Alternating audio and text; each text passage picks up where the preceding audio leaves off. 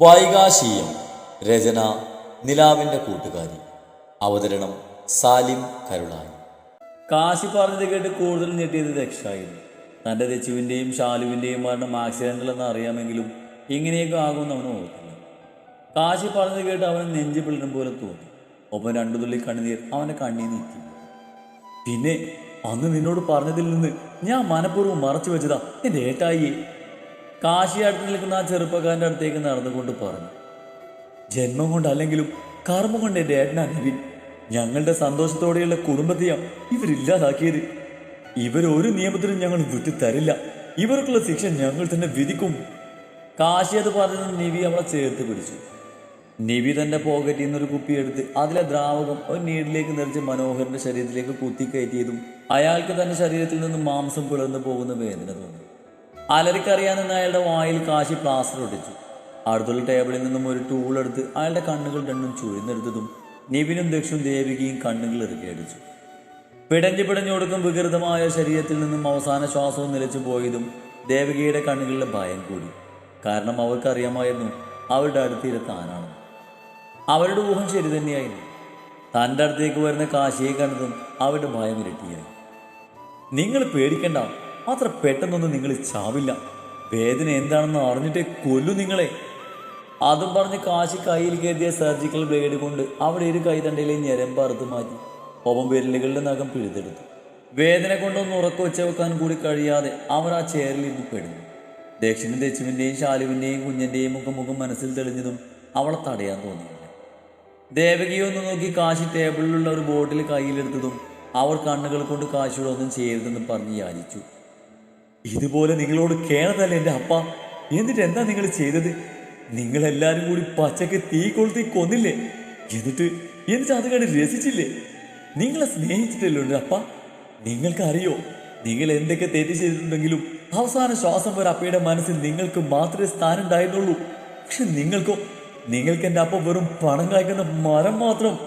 എന്നിട്ടും നിങ്ങൾ ചതിയിലൂടെ എല്ലാം സ്വന്തമാക്കാൻ നോക്കി. അതിനുവേണ്ടിയല്ലേ എൻ്റെ ചേച്ചിയെയും ചേട്ടായിയെയും കൊന്നത്? ഒരു ദയയും കൂടാതെ ഗർഭിണിയാണെന്ന് കൂടെ ആലോചിക്കാതെയല്ലേ നിങ്ങളുടെ ചേച്ചിയമ്മയെ നിങ്ങളുടെ വെറി പിടിച്ച ഭർത്താവിനെ കടിച്ചു കീറാൻ ഇട്ട് കൊടുത്തത്? നിങ്ങൾക്കൊരു സ്ത്രീയാണോ? ഒന്നുമില്ലേലും നിങ്ങൾ തന്നെയല്ലേ ഞങ്ങളെ പ്രസവിച്ചത്. ആ ഒരു ദയെങ്കിലും നിങ്ങൾക്ക് കാണിച്ചുകൂടായിരുന്നോ? നിങ്ങൾ ഇനിയും ജീവിക്കാൻ പാടില്ല. ഓരോന്ന് പറയുന്നതിനൊപ്പം കാശി കയ്യിലെ സർജിക്കൽ ബ്ലേഡ് കൊണ്ട് അവരുടെ ശരീരം മൊത്തം പറയുന്നു. മറുകൈയിലുള്ള ആസിഡ് അവരുടെ ദേഹത്തേക്ക് ഒഴിച്ചു. വേദന കൊണ്ട് പിടയുന്നവരെ നോക്കി രസിച്ചു കൊടുക്കും ഒരു സിറിഞ്ച് എടുത്ത് ആ ദ്രാവകം ഹൈ ഡോസിൽ അവരുടെ ദേഹത്തേക്ക് ഇഞ്ചക്ട് ചെയ്തതും അവർക്കൊന്ന് മരിച്ചു കിട്ടിയിരുന്നെങ്കിൽ എന്ന് ആഗ്രഹിച്ചു. മരിച്ചു കിട്ടിയെങ്കിലും നിങ്ങൾ ആഗ്രഹിക്കുന്നുണ്ടല്ലേ? ഇതുപോലെ വേദന എടുത്താകില്ലേ ഓരോരുത്തരും മരിച്ചിട്ടുണ്ടാവുക? അതും പറഞ്ഞ് കാശി ടേബിളിലിരിക്കുന്ന കത്തിയെടുത്ത് അവരുടെ ദേഹത്തെല്ലാം വരുന്നു. പതിയെ അവളുടെ ഭാവം മാറാൻ തുടങ്ങി. ഒരു ഭ്രാന്തിയെ പോലെ അവളുടെ ശരീരം കൊത്തി നുറുക്കി. അവരുടെ ശരീരത്തിൽ നിന്നും പ്രാണൻ അകന്നു പോകുന്നത് കണ്ട് അവളിൽ ഉന്മാദം നിറച്ചു. പതിയെ കാശി ദക്ഷിൻ്റെ അടുത്തേക്ക് നടന്ന് അവൻ്റെ കയ്യിലെ കെട്ടടിച്ച് അവൻ്റെ ഫോണെടുത്ത് ലോക്കടിച്ച് അവന് നേരെ നിൽക്കും. നിന്റെ കൂടെയുള്ള പോലീസുകാരോട് വരാൻ പറ. എന്നിട്ട് എന്നെ അറസ്റ്റ് ചെയ്തു. ആരുടെയും ജീവനെടുക്കാൻ ആർക്കും അധികാരമില്ലെന്ന് അറിയാം. പക്ഷേ ഇവരിനിയും ജീവിച്ചാൽ പലർക്കും ആപത്താണ്. കാശി ദക്ഷിന് നേരെ ഫോൺ നീട്ടിക്കൊണ്ട് ദക്ഷിൻ്റെ മുഖത്തേക്ക് നോക്കുന്ന അവനോടായി പറഞ്ഞതും ദക്ഷ ആദ്യം മടിച്ചു. നീ വിളിച്ച് പറഞ്ഞില്ലെങ്കിൽ ഞാൻ തന്നെ വിളിക്കും.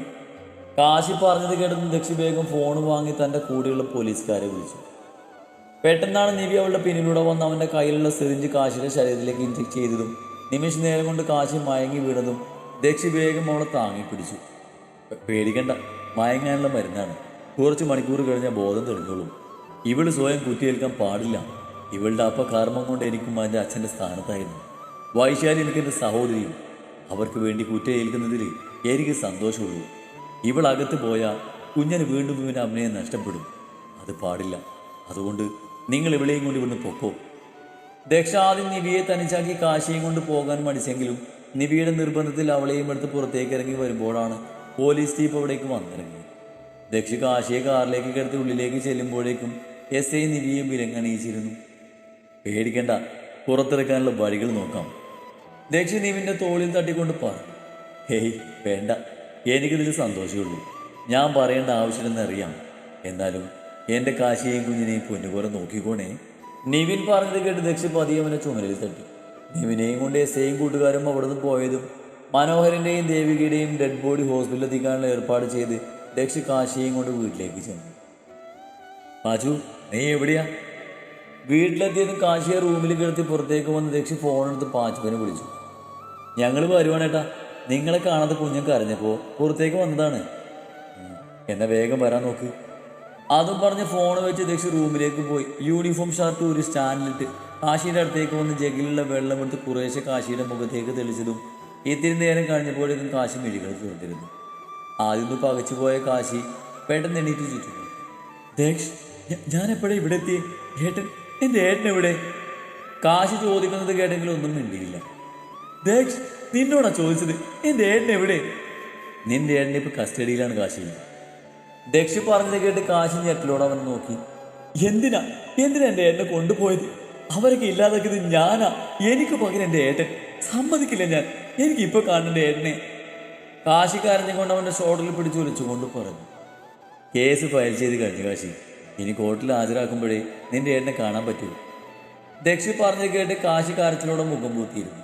നിവിനെ ആലോചിച്ച് അവളുടെ ഉള്ളം നീറി. ഒരു കോള് വന്നു ദക്ഷി ഫോണെടുത്ത് പുറത്തേക്ക് പോയതും കാശി ബെഡിലേക്ക് കിടന്നു. കരഞ്ഞ ക്ഷീണത്തിൽ അവൾ ഉറങ്ങിപ്പോയിരുന്നു. കവളിലുള്ള തണുത്ത സ്പർശം അറിഞ്ഞാണ് ഉറക്കത്തിൽ നിന്ന് വന്നത്. നോക്കുമ്പോൾ കാണുന്നത് തന്നെ നോക്കി ബെഡിലിരിക്കുന്ന കുഞ്ഞിനെയാണ്. മാ, എന്താ കുഞ്ഞാ? തന്നെ കാണുന്ന കുഞ്ഞാപ്പി വിളിച്ചതും തൻ്റെ കവളിലുള്ള ആ കുഞ്ഞി കൈ എടുത്ത് ആ കൈവെളിയിലേക്ക് ചുണ്ടി ചേർത്തു. മാ, ഞോ. തൻ്റെ മുഖത്തേക്ക് സൂക്ഷിച്ചു നോക്കി കുഞ്ഞൻ ചോദിച്ചതും മുഖം അമർത്തി തുടച്ച് മുഖത്തൊരു കൃത്രിമ പുഞ്ചിരി വരുത്തി തീർത്തു. ഇല്ലല്ലോ മാ. കുഞ്ഞൻ ആ കുഞ്ഞിക്കൈകളുള്ള ചോക്ലേറ്റ് തനിക്ക് നേരെ കാണിച്ചുകൊണ്ട് കുഞ്ഞാപ്പി പറഞ്ഞു. ആഹാ, ഇത് കുറേ ഉണ്ടല്ലോ. ആരാ വാങ്ങി തന്നത്? ചു, എൻ്റെ കുഞ്ഞിന് പാച്ചു വാങ്ങി തന്നതാണോ? വണ്ടി ഓടിക്കുന്ന പോലെ ആക്ഷനും ശബ്ദവും ഒക്കെ കാണിച്ചാണ് ആള് പറയുന്നത്. കുടുകുടു വണ്ടിയെന്ന് ആശാൻ ഉദ്ദേശിച്ചത് ബുള്ളറ്റാണ്. പാലുപല്ല് കാണിച്ച് ചിരിക്കുന്ന കുഞ്ഞിനെ മാറോട് അടക്കി പിടിച്ച് തുരുതുരാ ചുംബിച്ചു. ഒപ്പം വീണ്ടും മടക്കി വെച്ച് സങ്കടം മണപൊട്ടി ഒഴുകിയതും കുഞ്ഞിനെയും ചേർത്ത് പിടിച്ച് കിടന്നു. കുറച്ച് കഴിഞ്ഞപ്പോഴേക്കും ദക്ഷി റൂമിലേക്ക് വന്നു. കുഞ്ഞിന് ഭക്ഷണം കൊടുക്കാൻ തൻ്റെ അരികിൽ നിന്നും എടുത്തുകൊണ്ട് പോയതും മനഃപൂർവ്വം തന്നെ നോക്കാതെ പോകുന്ന ദക്ഷിനെ കണ്ട് ഹൃദയം തുറന്നത് പോലെ തോന്നി. ബെഡിൽ നിന്നും എണീറ്റ് ബാത്റൂമിൽ പോയി മുഖം കഴുകി ഹാളിലേക്ക് വരുമ്പോൾ പാച്ചു TV കണ്ട് കയ്യിലെ പാത്രത്തിലെ ചിപ്സും കഴിച്ചിരിപ്പുണ്ട്. അടുത്തായി സെറ്റിയിൽ ദക്ഷി ഇരിക്കുന്നു. അവൻ്റെ മുന്നിലായി തറയിൽ കാറ് ഉരുട്ടി കളിച്ച് കുഞ്ഞാപ്പി ഇരിക്കുന്നുണ്ട്. കുഞ്ഞാപ്പിയോട് ചേർന്ന് പൂപ്പിയും കിടക്കുന്നു.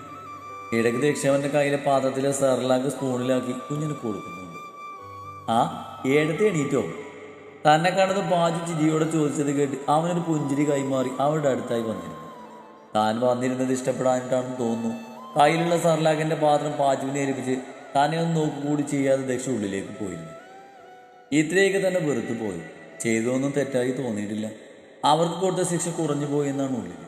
തനിക്കറിയാം ദക്ഷിൻ്റെ ഉള്ളിൽ എന്താണെന്ന്.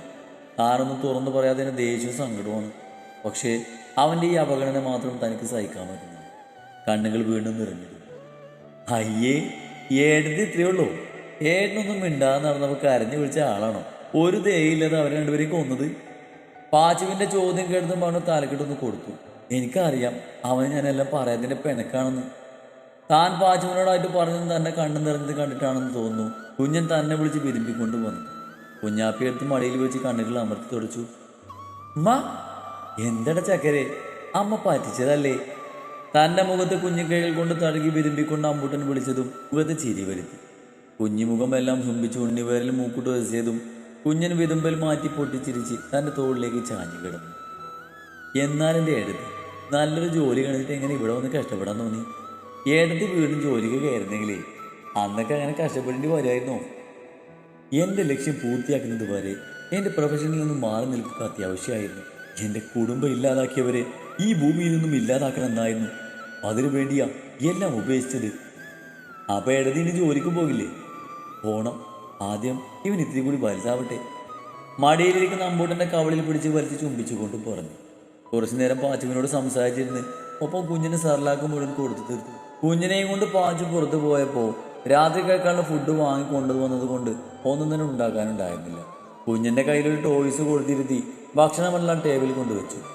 ഭക്ഷണം കഴിക്കുമ്പോഴും തന്നെ ശ്രദ്ധിക്കാതിരിക്കുന്ന ദക്ഷിനെ കണ്ടപ്പോൾ ദേഷ്യവും സങ്കടവും തോന്നി.